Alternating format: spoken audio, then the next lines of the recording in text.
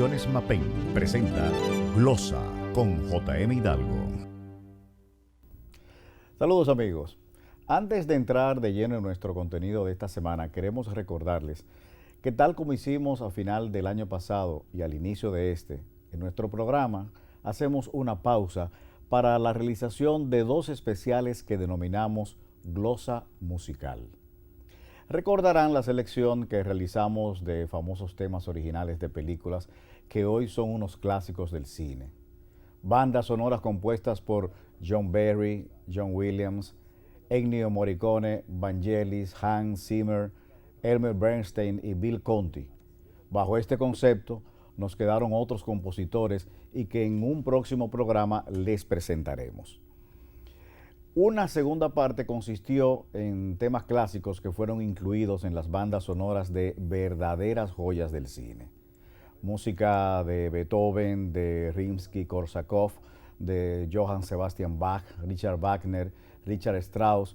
De otros autores clásicos también dejamos para una próxima ocasión otra entrega similar. Pues este año les presentaremos dos especiales de glosa musical. Uno de cantautores de nueva trova que no suenan en nuestro país y que sorprenderán a quienes gustan de conocer de nuevas voces y modalidades musicales. Hemos preparado una segunda versión de selecciones especiales dedicada a las cuerdas clásicas con verdaderos virtuosos instrumentistas, especialmente de la guitarra y el violonchelo. Versiones de temas populares, éxitos del rock y, claro, interpretaciones inusitadas de los maestros clásicos. En nuestros próximos programas de este mes de diciembre daremos mayores detalles sobre el contenido de Glosa Musical que presentaremos el domingo 25 de diciembre y el domingo 1 de enero del 2023. Bien, vamos a nuestra emisión de hoy. Esta semana tenemos la participación de un joven profesional de la economía que pertenece a la agrupación política Alianza País que preside el doctor Guillermo Moreno. Nos referimos al licenciado Francisco Tavares Vázquez, graduado de la Universidad Autónoma de Santo Domingo, UAS, con formación y especialización en políticas económicas y finanzas públicas en las universidades francesas de Lorraine del 2012 al 2013 y en Clermont-Auvergne en el 2013-2014. Con él tocaremos diversos temas de economía y sobre la situación actual en nuestro país. Así que hacemos nuestra primera pausa y en breve retornamos. Usted está viendo Glosa con J.M. Hidalgo. Como expresamos en el primer segmento, hoy contamos con la presencia del licenciado Francisco Tavares Vázquez. Ambos apellidos le preguntaba si eran del Cibao, si pertenecían a Moca. Bueno, por lo menos el Vázquez sí, de la familia de Horacio Vázquez, que viene desde Gaspar Hernández.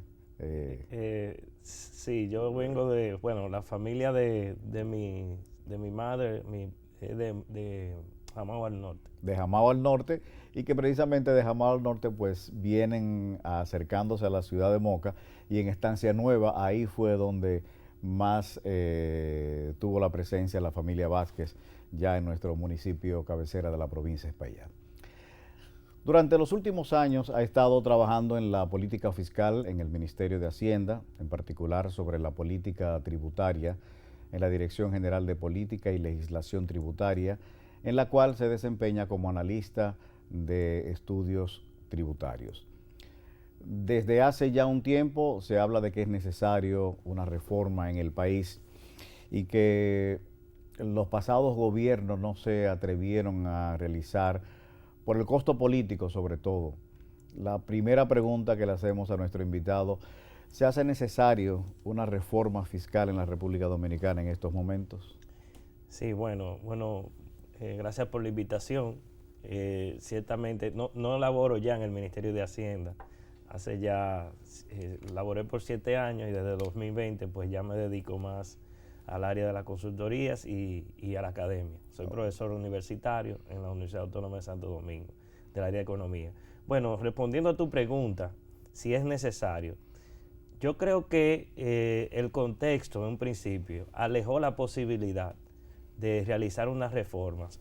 Recuérdese que estábamos en discusión del llamado pacto fiscal e incluso el presente gobierno presentó una propuesta que, recuerdo, fue rechazada por la población porque incluía una serie de medidas que eran regresivas. Cuando hablamos de regresivas es que afectan y tasan sobre todo la renta, los ingresos de los que menos tienen. O sea, ahí están los impuestos indirectos como el ITEVIS, el IVA, que son impuestos que gravan a quienes menos tienen, porque van al consumo, sí. Por eso son indirectos. Entonces, eso alejó la posibilidad e incluso la época post pandemia, en donde había cierta debilidad y las personas estaban realmente con un ambiente muy incierto de lo que iba a ocurrir, eso políticamente no le convenía a este gobierno, pues retiró la propuesta.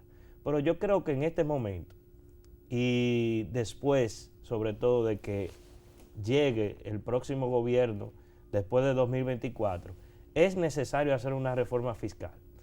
Petro lo hizo en Colombia.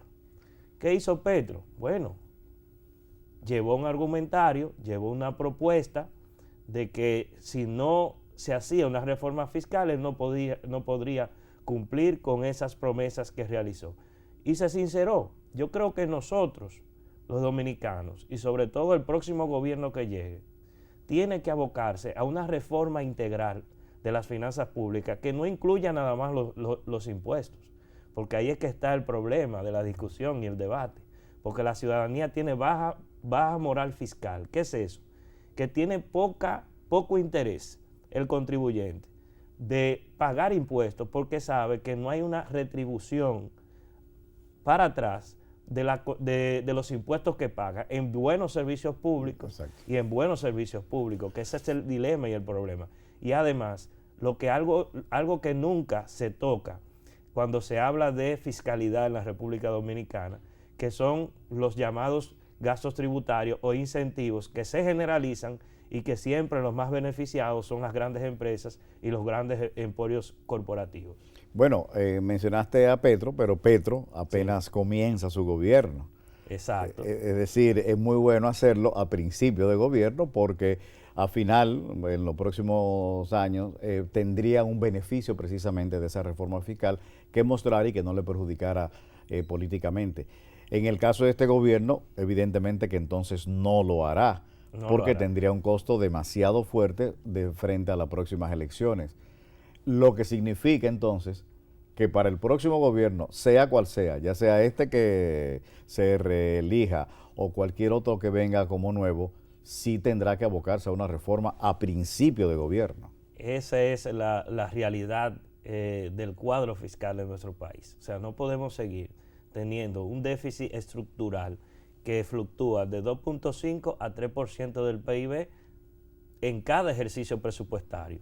Entonces, eso hay que eliminarlo gradualmente, porque sé que ciertamente cuando reduces los gastos bruscamente, eso puede afectar la actividad económica y con ello el empleo y la estabilidad, digamos, macroeconómica, que es baja inflación, crecimiento sostenido, bajos niveles de desempleo, que es lo que se quiere que promueva la política económica. Sin embargo, inmediatamente se asuma, el próximo gobierno tiene que plantearle a esta sociedad una reforma fiscal que sea progresiva, que elimine las exenciones redundantes, es decir, aquellas que ya no cumplen un rol de política económica. Por ejemplo, le voy a poner algunos ejemplos sobre esos incentivos. El sector turismo, Punta Cana específicamente, es un destino conocido mundialmente. Ya el Estado Dominicano no tiene la necesidad de seguir exonerando arancel, ITEVIS, impuestos sobre la renta, a hoteles que son muy rentables. Que ya están establecidos. Entonces, ¿qué es lo que hay que hacer? Vamos a focalizar, vamos a promover con los mismos incentivos otros polos turísticos que están rezagados. Por ejemplo, Montecristi, por ejemplo, Pedernales. O sea, cosas que queremos de alguna forma que despeguen, para que generen un bienestar económico para esas zonas, tanto del sur como del noroeste, que se encuentran en desventaja económica y que la gente no venga y migre hacia acá, sino que encuentre empleo allí. Como está sucediendo en Punta Cana. Lo que ha sucedido en Punta Cana en los últimos años es que ha absorbido incluso mano de obra profesional, incluso mano de obra poco calificada, que viene desde el Distrito Nacional y se desplaza a Punta Cana. Y eso es lo que nosotros queremos, que se diversifique un poco la concentración de la actividad económica que está enfocado sobre todo en nuestro país, en lo que es el Gran Santo Domingo y la ciudad de Santiago. O sea, hay que ver cómo ese crecimiento económico, esa vigorosidad que ha mostrado la economía dominicana se pueda desparramar por todo el territorio nacional y pueda impactar incluso la posibilidad de que muchas personas que se encuentran en provincias económicamente poco avanzadas, no migren hacia acá. Queremos que la gente se quede en su provincia. Yo desearía que los jóvenes y todo el que quiera permanecer en su terruño donde nació, pueda encontrar empleo allí y pueda aportar profesionalmente al desarrollo de esa provincia o de ese municipio. De hecho, encontramos en el este muchas personas que vienen desde el sur profundo, que están trabajando en las cadenas hoteleras allí. Incluso también hemos visto muchos haitianos profesionales que también están dando ese servicio en los hoteles del este, básicamente. Y es cierto lo que tú dices. Ahí tenemos el caso de Montecristi, el caso de Pedernales, que todavía no tiene una base sólida para explotar el turismo. Hay mucha deficiencia en infraestructura. Así es. Que todavía no le proporcionan esas facilidades, pero por lo menos está Puerto Plata, que también está despegando en ese aspecto. Así es. Yo creo que el desarrollo regional, provincial, tiene que ir de la mano con una muy buena dotación de servicios y bienes públicos. O sea, si el Estado no invierte en infraestructura, autopistas, aeropuertos cercanos, y además hace que la provincia de Pedernales o la misma provincia de Montecristi tenga los elementos con los cuales pueda atraer inversión extranjera o inversión privada nacional para que invierta allí y confíe en la perspectiva de crecimiento de esas provincias, no hay posibilidad de que se pueda desarrollar ninguna actividad productiva, por más buena intención que se tenga. Creo que el fideicomiso que se hizo pro Pedernales, que está creando algunos niveles de infraestructura y está trayendo inversión, según lo que ha dicho Sigmund Freud, que es el encargado, el director general de la Dirección General de Alianza Público-Privada, vamos a ver cómo esto se puede canalizar y cómo esa inversión al mismo tiempo pueda ser sostenible, porque hay que recordar que Pedernales no solamente es una provincia pobre, sino una provincia en términos ecológicos y en términos de diversidad medioambiental muy rica, muy diversa. Y hay que ver si esa inversión al mismo tiempo permite el desarrollo económico para que pueda aminorar los niveles de pobreza, pero que tampoco esto se convierta en un aval para destruir lo que hay en términos de activo ambiental. O sea que hay que ser un poco equilibrado en las proyecciones y en los desvelos que se tiene desde la política económica, la política pública, para que eso se pueda conciliar, porque si no tendríamos un problema. Sí, yo entiendo que muchas personas, muchos de nosotros los dominicanos, al no conocer la provincia de Pedernales, al no conocer lo que es eso, no saben de lo que tenemos allí. Porque como tú dices, la biodiversidad es extrema, es algo sensacional. Tenemos ahí desde la playa hasta las montañas. Pinares, por ejemplo, en la Sierra de Bauruco, que nosotros logramos cruzarla en una ocasión. Y la verdad que los pinares que hay ahí, lo de Jarabacoa y Constanza no le dan ni por los tobillos. Así es. Y más la riqueza mineral que también allí existe. Pero Pedernales tiene quizás el mayor problema es la distancia de la gran urbe, de donde están, no tan solo de la capital, lo decimos también desde el punto de vista de las visitas de los turistas por los aeropuertos. Si tienen que llegar a los aeropuertos de acá para entonces poder trasladarse a tierra ya. Se está construyendo un nuevo aeropuerto, Sí, habría que ver. Y se hizo un vuelo incluso de prueba. No, ya de que hay un vuelo, hay vuelos internos Sí, ahora, pero todavía falta infraestructura allí, mucha infraestructura, desde agua, carretera, las calles mismas, hasta habitaciones hoteleras. Así es. Y otro elemento que quisiera que abordáramos y que cuando nosotros hablamos sobre la economía, a veces perdemos de vista ese lado, es que debemos superar lo que es el relato muchas veces del Banco Central de que la actividad económica ha crecido. El crecimiento es un indicador que te puede dar el paso o ser el soporte para lograr el desarrollo. El desarrollo es un crecimiento con cualidad, es un crecimiento cualitativo e inclusivo. Y eso es lo que no se está generando en el país. O sea, somos de las economías que más crecen en la región junto con Panamá todos los años. O sea, eso lo registra CEPAL, Fondo Monetario Internacional, y el Banco Central siempre se vanagloria en el relato que hace de la evaluación de la economía sobre ese aspecto. Sin embargo, el Ministerio de Economía junto con CEPAL hace un informe y dice que la desigualdad en la República Dominicana es una de las más amplias de la región. O sea, es contradictorio.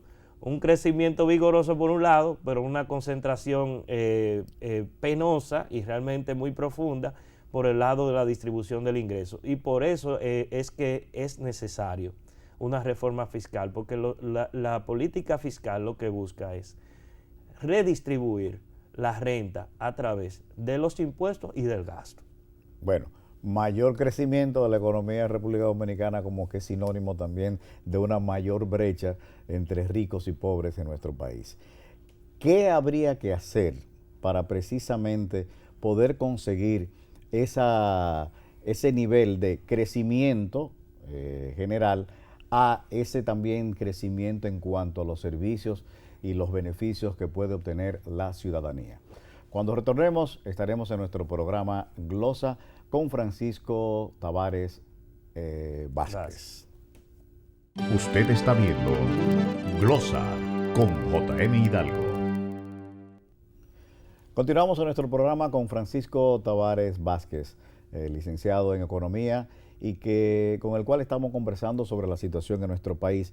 Y quedaba en el aire la pregunta de qué hacer para que ese crecimiento económico que cada año muestra y demuestra la República Dominicana que logra obtener, cómo eso puede ir en beneficio de la gran mayoría del pueblo dominicano. ¿Considera usted que el actual gobierno está manejando bien la economía?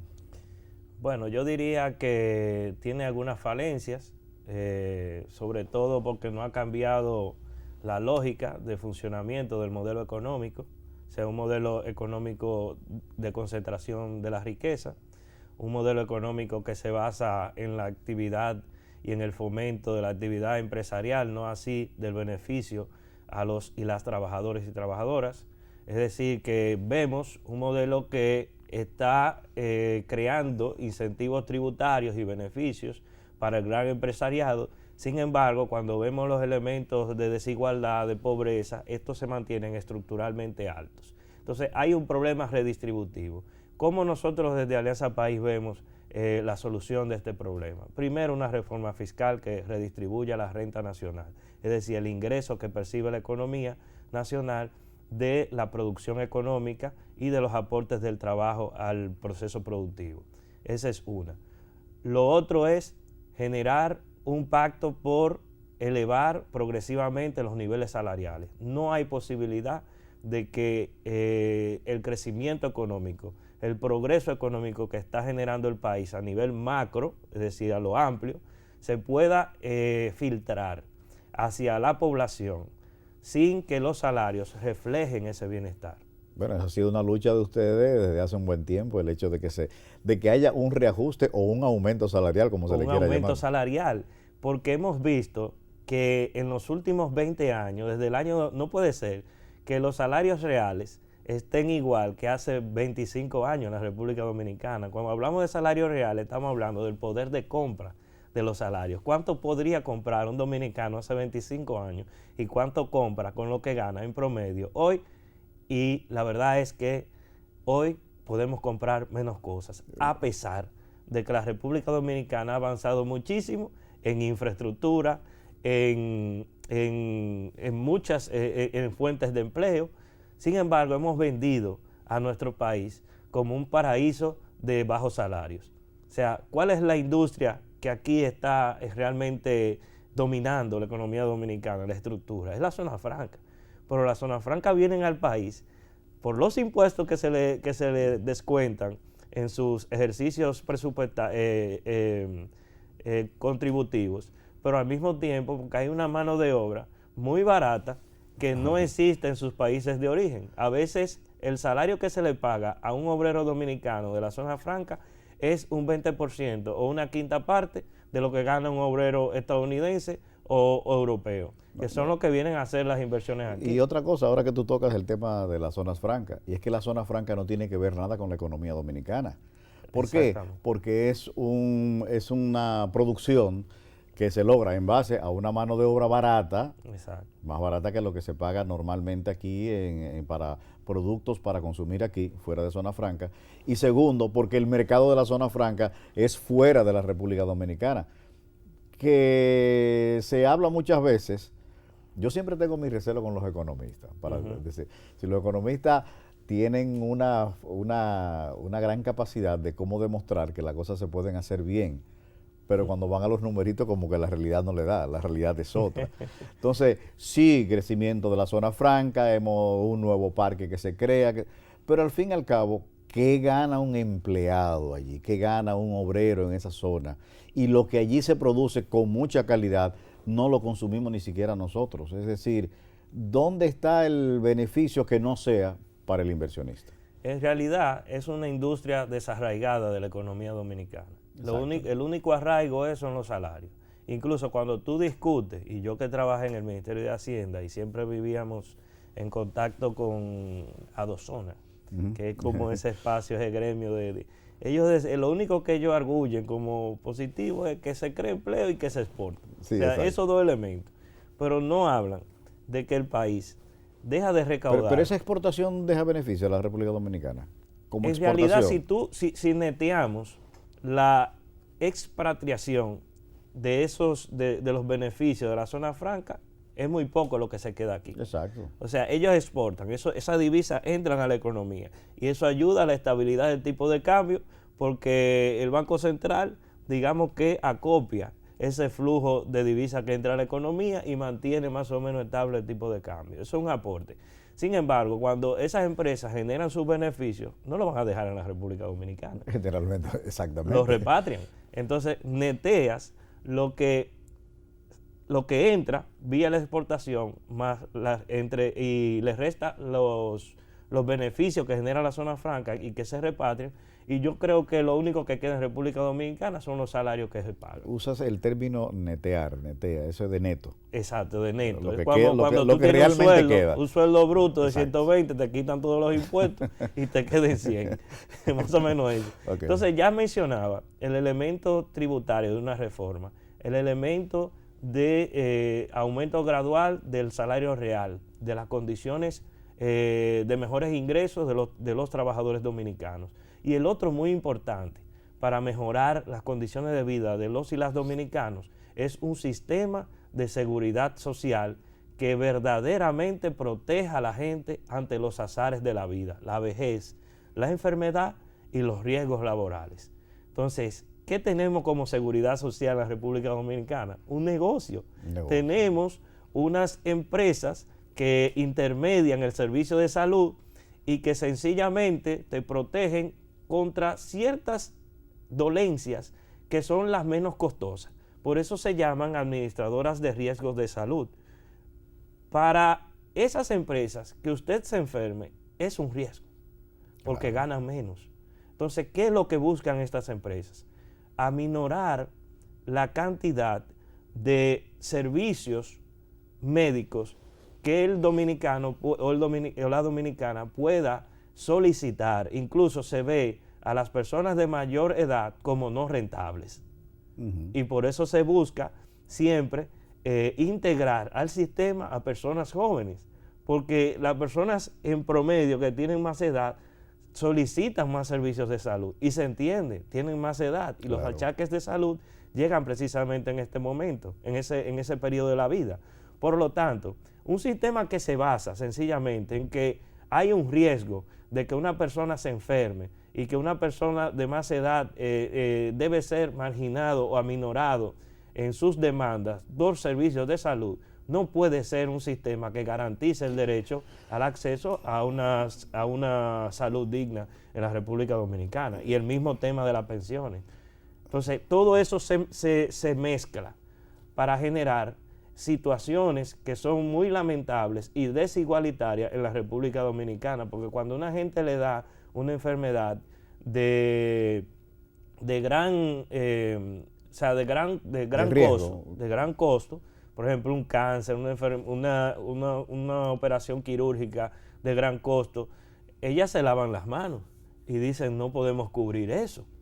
Entonces, ¿cómo es posible que una gente se tenga que endeudar, empeñar su casa, hipotecar su casa para poder procurarse servicios de salud? Y eso es empobrecimiento. Habiendo pagado durante más tiempo, durante mayor cantidad de tiempo, ese seguro, que el tiempo en que tú puedes necesitarlo por enfermedad, por la edad. Es decir, tú prácticamente, desde los 20 años, para poner que es la edad en que uno comienza más o menos a laborar, ya estable, evidentemente se comienza también desde antes, pero vamos a poner 20 años, hasta los 60, tú tienes ahí 40 años cotizando, con un mínimo de enfermedades, quizás algunas alergias, algunas infecciones, o quizás un accidente de tránsito como mucho. Pero ya de los 65 en adelante, lo más que tú vas a vivir ahí son 30 o 40 años más. No, a 40 no llega. A 40 no llega porque tú no vas a tener 100 y pico de años. Exacto. Sí, tú vas a durar 25 a 30 años viviendo. Pagaste durante 40, vas a durar 20 o 25 en un estado en que te vas a poder enfermar más fácilmente por la edad, y sin embargo en esa edad es cuando menos te puede cubrir. La pregunta es, ¿qué pueden hacer las autoridades ante estas instituciones para que le rinda el beneficio necesario a las personas cuando ya no puedan trabajar, cuando ya no puedan laborar?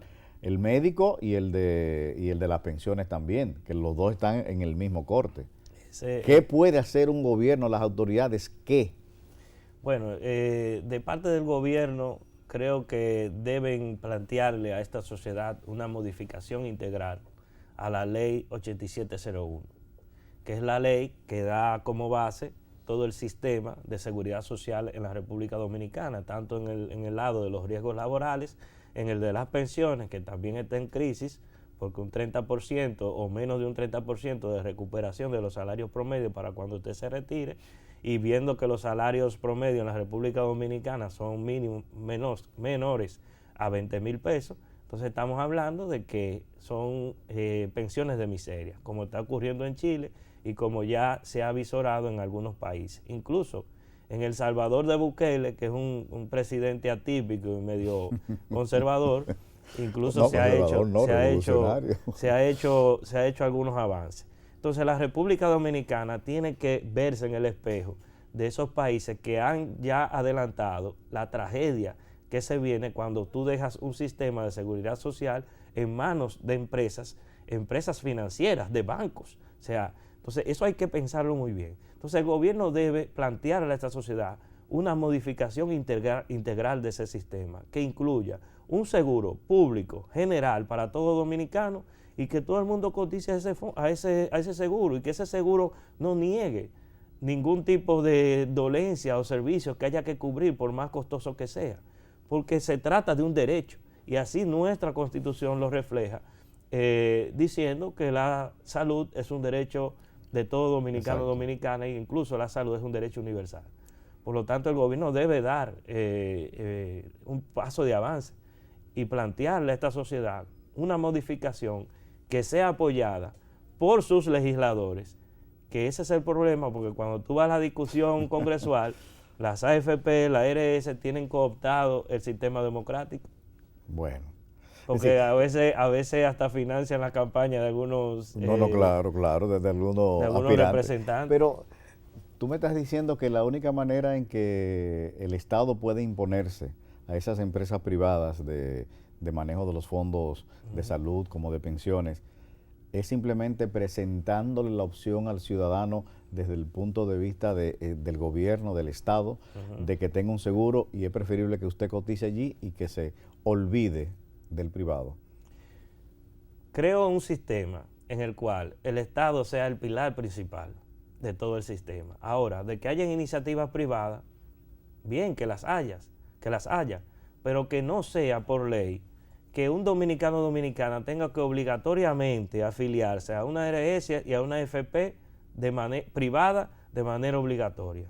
Eso no puede existir en un sistema de seguridad Para social. muchos de nosotros ha sido sorpresa de dónde que nosotros estamos afiliados. Entonces uno aparece en una AFP. En una AFP, sin uno porque te haber tenido... obligan. O sea, la ley dice que es obligatorio que un trabajador tenga que afiliarse a una AFP, pero a una AFP privada. Y una AFP que está engrampada con un sistema financiero y que también tiene al Estado como principal cliente. Porque todos esos fondos que tenemos ahí depositados son fondos que están financiando el presupuesto deficitario e irresponsable de los gobiernos dominicanos, porque cuando se emiten bonos internos, ¿quién es que compra esos bonos? Las AFP en el mercado de valores. O sea que hay cierta complicidad entre el negocio privado y la misma irresponsabilidad fiscal de los gobiernos que hemos tenido. Por eso no es fortuito que el gobernador del Banco Central, el mismo ministro de Hacienda y hasta incluso la misma, la forma en como el presidente ha callado en todo este tema, se deba a algún nivel de complicidad.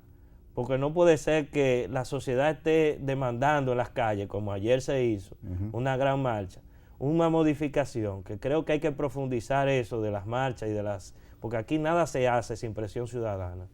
Y entonces esos representantes nuestros, públicos y privados, no hagan nada por modificar esa ley y este sistema que lo que ha generado es más pobreza en los trabajadores, en lugar de beneficios. Quiero hacerte una pregunta ya fuera de este tema que estamos tratando y quiero que me lo conteste para el próximo segmento. En varias ocasiones hemos escuchado hablar de dolarizar la economía dominicana. Generalmente lo hemos apreciado cuando hay cierta crisis en el país. Pregunta, ¿hasta qué punto beneficia a la República Dominicana o a cualquier país dolarizar su economía y en qué momento sería propicio? Vamos a esperar para entonces continuar en nuestro próximo segmento respondiendo a esta pregunta.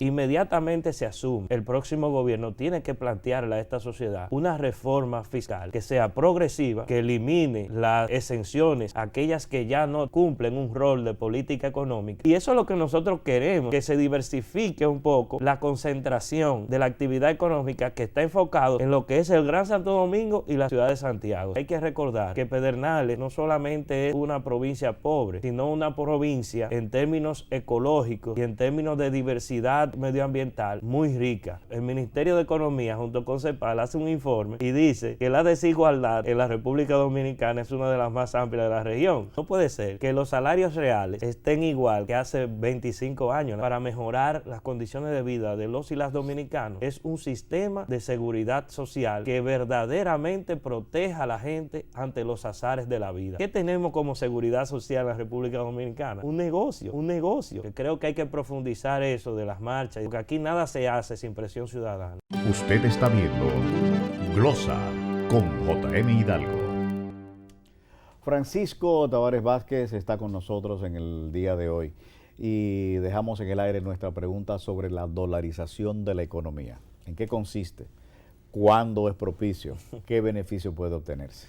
Bueno, dolarizar significa que un país asuma una moneda de curso legal que no es propia. En este caso, el dólar estadounidense. Eso tiene algunas ventajas. No vamos a decir que no las tiene, las tiene. En el sentido de que cuando tú tienes una moneda que es más estable, en este caso el dólar, esto pudiera generar niveles de inflación más bajos que si tuvieras una moneda propia. El caso de El Salvador, Ecuador, que son economías dolarizadas, generalmente están dentro de las economías que menos niveles de inflación generan. Sin embargo, tiene algunas desventajas también. Y es que cuando cedes tu espacio, ¿verdad? Tu espacio como economía para dolarizarla, significa que pierdes la capacidad de accionar tu política monetaria. O sea, no la puedes controlar porque la cantidad de dinero que circula en tu economía depende de la política monetaria que aplique, en este caso, la Reserva Federal de los Estados Unidos. Y también el flujo de divisas que entra y sale de tu economía. O sea, si eres una economía que no exporta lo suficiente, que no atraes inversión extranjera en la cantidad suficiente y otras fuentes de divisas como las remesas y el flujo turístico, pudieras encontrar problemas para poder estabilizar tu economía, porque puedes ralentizarla, en el sentido de que si el Banco Central reduce la tasa de interés, podemos esperar que los dominicanos, a través de las banca tradicional, pueda tener acceso a crédito barato. En el caso de que se dolarice, esto no puede ser, porque el Banco Central pierde la posibilidad de manipular las herramientas de política monetaria para incidir en la actividad económica. Eso es una ventaja que tiene nuestro país.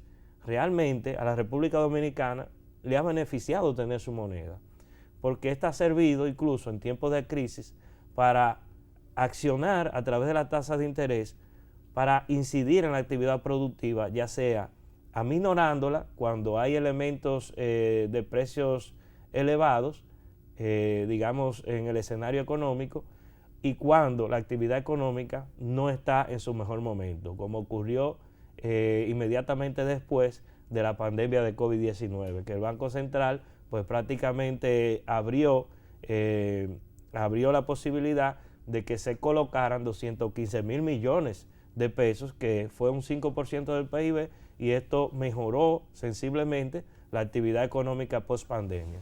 A tal punto que hoy podemos decir que la República Dominicana es una economía que en términos generales, no estoy hablando del impacto que ya analizamos en la gente, es una economía estable y que tiene un buen nivel de crecimiento con unos niveles bajos de inflación. Claro, en esta perspectiva que estamos viviendo actualmente, donde un escenario internacional adverso de aumento de los insumos, sobre todo el petróleo, eso es algo que no podemos controlar. Es decir, que ahí la política monetaria no tiene tanta efectividad, porque los factores externos que inciden en los precios de la economía internamente no pueden ser dominados a través o manipulados a través de la política monetaria. Aunque esto es cierto, podemos ver también que el Banco Central ha aumentado las tasas de interés actualmente. La inflación se ha reducido un poco y proyectan que para este año 2022 termine alrededor de un 7% la interanual. Okay. O sea que se ha podido bajar un poco los niveles de inflación gracias a que el Banco Central tiene el dominio de su política monetaria. Si hubiese estado dolarizada la economía, los mecanismos para accionar en la incidencia o en la coyuntura económica hubiesen sido más limitados.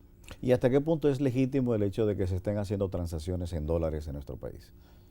Yo creo que en momentos en que las personas pierden la confianza en la perspectiva económica, en esa misma medida comienza a refugiarse el ciudadano en una moneda mucho más estable, en este caso el dólar.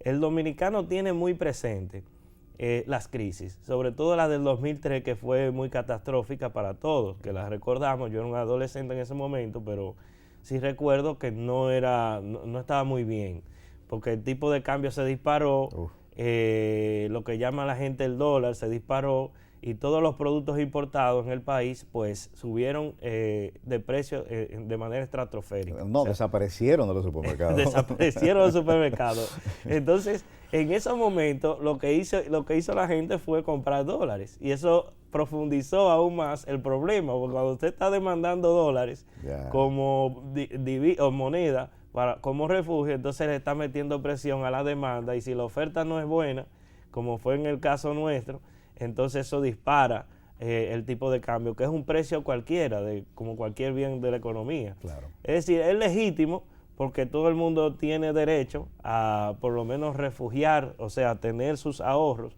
bien resguardados. Siempre hay una lucha entre los ahorros, el nivel de compra y la inflación, y entonces es hasta legítimo que la gente haga ese tipo de cosas. Lo que tiene que sí tener presente las autoridades monetarias es saber en qué momento actuar, cómo actuar y generar los niveles de estabilidad y de confianza que le permitan a los agentes económicos pues saber en perspectiva hacia dónde vamos. Porque si hay dudas de eso, entonces la economía tiene un gran componente psicológico y eso puede afectar la perspectiva económica del país.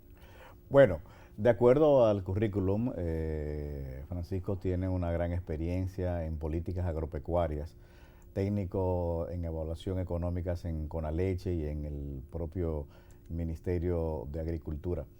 Precisamente desearíamos saber, en base a esa experiencia que ha tenido en estos renglones, en el sector agropecuario, cuál es la necesidad que tenemos nosotros de esos productos que cada año y en cada gobierno vemos cómo se están importando, desde el ajo hasta, bueno, supe que estaban importando hasta pollo.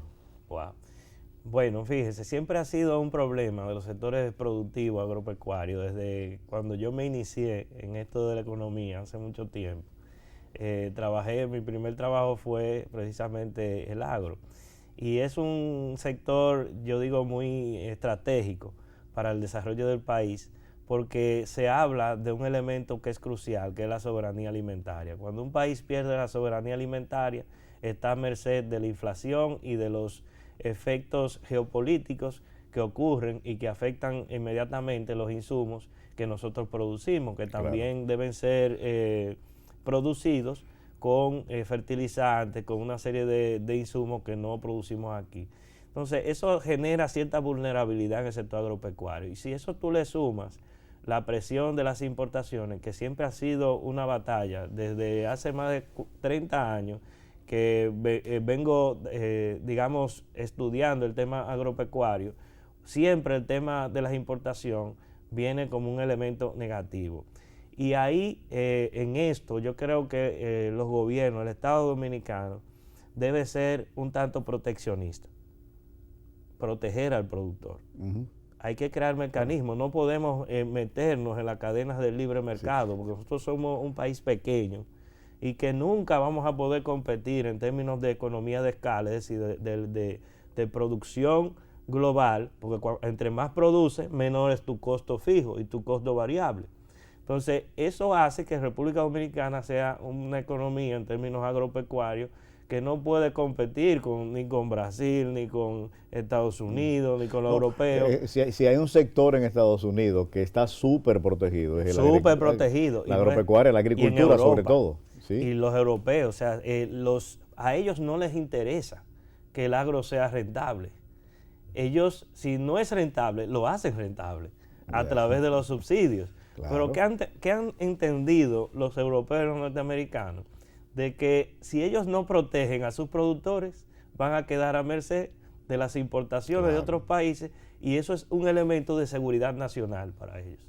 Porque un país, cuando pierde la posibilidad de generar sus propios insumos alimenticios, en una gran parte está cediendo parte de su seguridad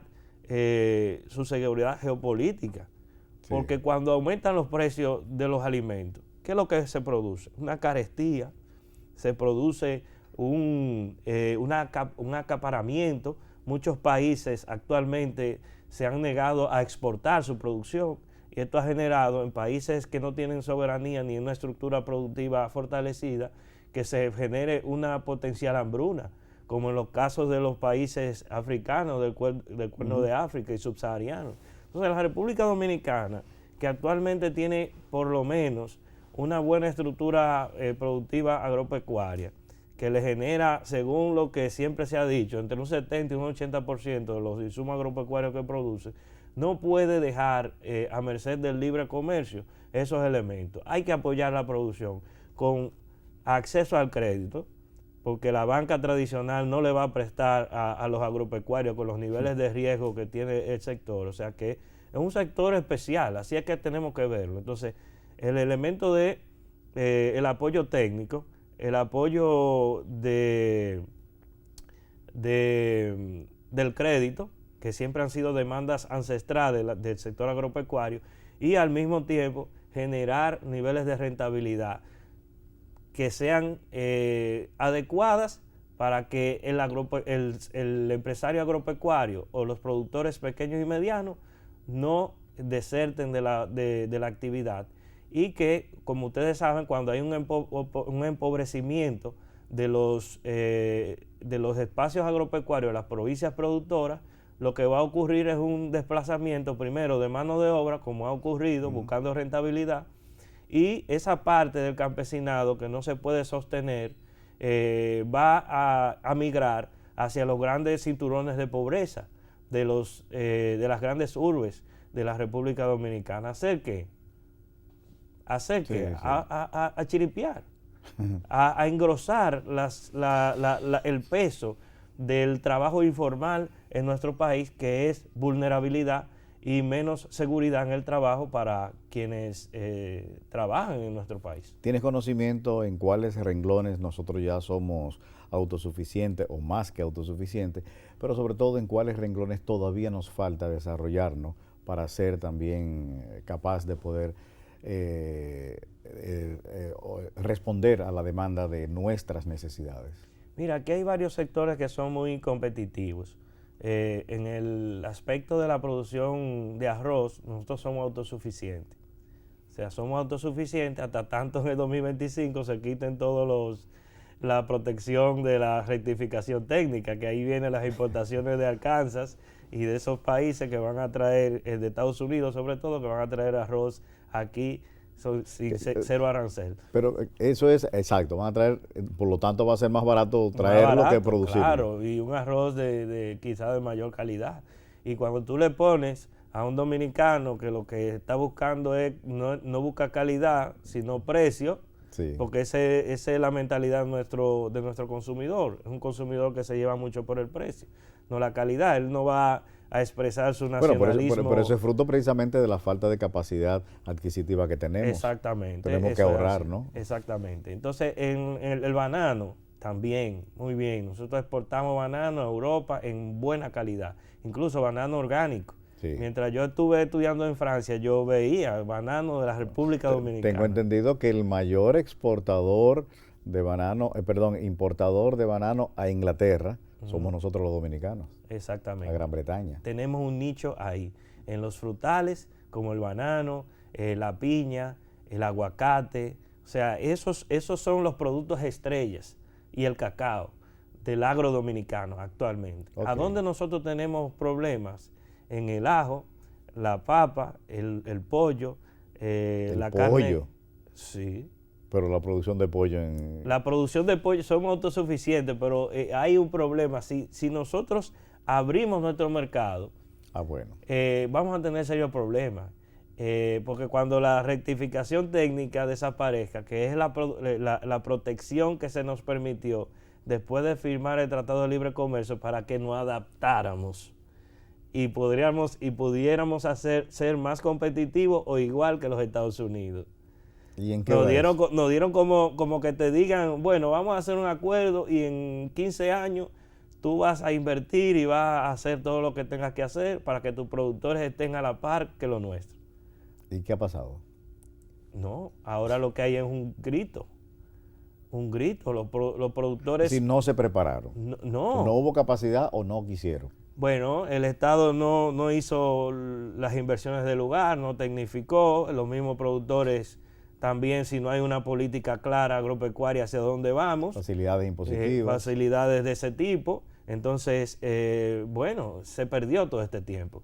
¿Y qué es lo que están planteando ahora mismo? Es la rescisión, o sea, por lo menos sacar del acuerdo de libre comercio esos productos como hizo Costa Rica, porque Costa Rica sí supo ir al Tratado de Libre Comercio a negociar en aquellos renglones donde ellos les interesaban, no donde ellos eran débiles y que podían perder la posibilidad de destruir su aparato productivo. Nosotros entramos ahí de sopetón, rápido, y que si no entrábamos en el Tratado de Libre Comercio, la economía dominicana iba a desaparecer. Bueno, estamos ya en un año prácticamente preelectoral. Ya el 2022 termina ahora, en este mes de diciembre, y entramos en el año 2023. ¿Cuáles son las expectativas de Alianza País? ¿Cómo se están preparando para su participación en las próximas elecciones? Bueno, Alianza País ha estado ya accionando a lo interno para presentarse a las elecciones del 2024. ¿Cuáles son las perspectivas y qué nosotros buscamos desde Alianza País? Buscamos crear una especie de frente progresista, opositor, que nosotros llamamos de avanzada, en donde participen una serie de organizaciones que tengan un plan programático que busque democratizar al país y que le presente una propuesta alternativa al conservadurismo que ha estado prácticamente gobernando en la República Dominicana en los últimos años.